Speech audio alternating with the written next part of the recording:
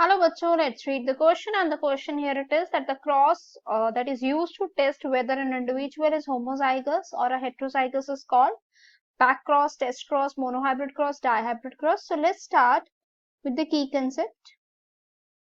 So student, यहाँ पर अगर हम key concept को discuss कर लेते हैं तो क्या है crosses. Student, जितने भी genetic cross होते हैं, ठीक है, these are the crosses जो कि हमें ये पता करने के लिए हेल्पफुल होते हैं to know us about the inheritance of desirable traits.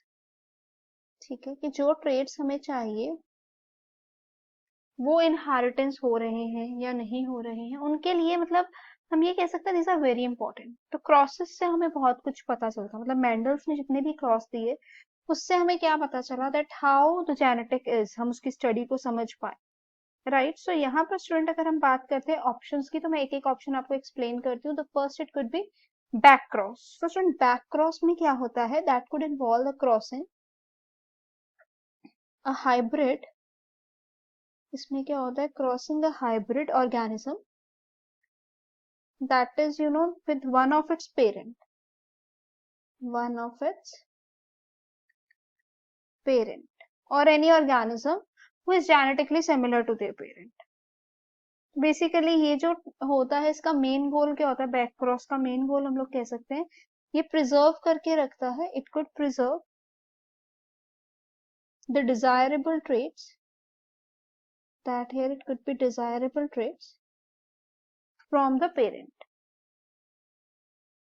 ठीक है, अब हम नेक्स्ट बात करते हैं, ऑप्शन बी है हमारे पास test cross. So student, test cross होता है ना, it is a cross that is between, जो कि होता है ऑर्गेनिज्म जिसकी की जीनोटाइप अननोन है, organism with unknown genotype and an organism that is homozygous recessive. दूसरा होता है homozygous recessive। ठीक है, तो कंसिडरिंगली यहाँ पे हम कह सकते हैं जो टेस्ट क्रॉस है, जो टेस्ट क्रॉस है that could particularly help to determine that whether